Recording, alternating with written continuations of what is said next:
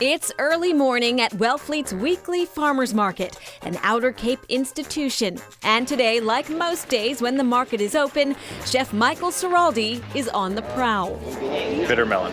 Ciraldi, like many people here, is shopping for dinner.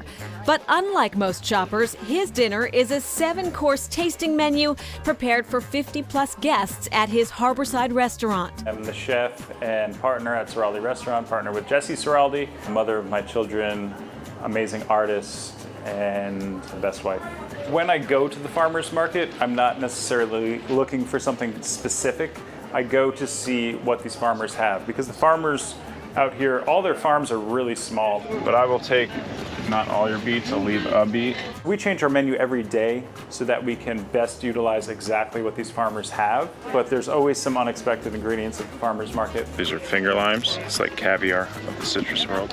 Whatever challenges Ciraldi faces, not knowing exactly what he's going to get, is offset by the idea he's basically working with family. You want to drop those off later with the cheese selection? Yes. We've been doing this for a decade, so when buying from these farmers, they know us, they know we're coming, they know they're going to set some things aside. They're all friends and family. Back at the restaurant, it becomes clear connecting with the local community extends well beyond the food they serve. Our restaurant's design is a collaboration between Jessie and I, down to the candles. They're made in Orleans at Honey Candle Company. We have the cow skull hanging above the bar, and that skull comes from Seawind Meadows Farm, which is where we get our beef from. Yes, this cow was raised locally and served here. Supporting local people economically is a passion and what really drives the restaurant. As Ciraldi transforms his ingredients and begins work on the evening's menu, there is one thing you can count on. We always start with oysters. They're always from Logie Bay, and they're always from Lucky Lips Oyster Grant within that bay. Welcome to Logie Bay, where Lucky Lips oysters are grown and harvested by husband and wife combo Jason Weissman and Elizabeth Salin.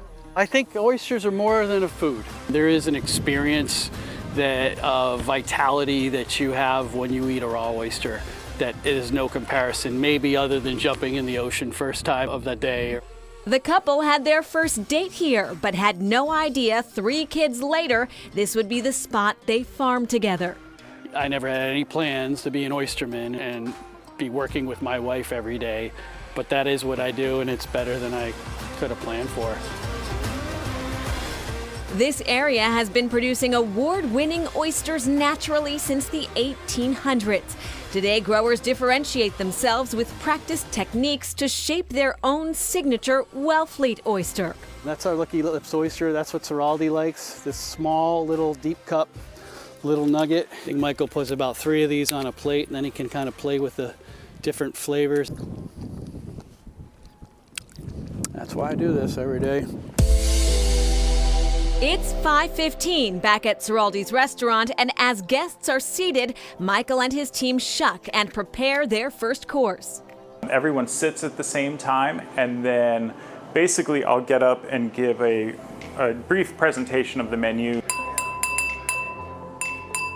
Hello everyone, welcome to the restaurant. My name is... His menu descriptions could be called Outer Cape 101, as they always include nods to the farmers who harvest the ingredients and how each is connected to this specific community. Speaking of caviar, Black River Caviar Company is not located on the Cape, but it is owned by a family from Osterville. Food is one of the ways that you experience place, and so coming to Ciraldi is one of the ways that we learn about the place that we live and learn how to enjoy all of these beautiful surroundings and the fruits of the earth that are created here. I've always thought of my job as being a conduit between the farms and the humans that want to eat that food. So hopefully that they go back to the farms and buy food for themselves, or they can come back here and buy it. That's totally fine.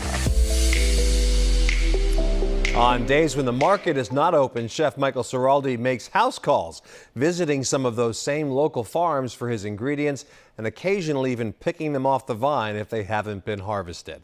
But sorry to say this, both Ciraldi and the Wellfleet Farmers Market have just closed for the season, but they will both be back in the spring. Still ahead, a life-changing meal.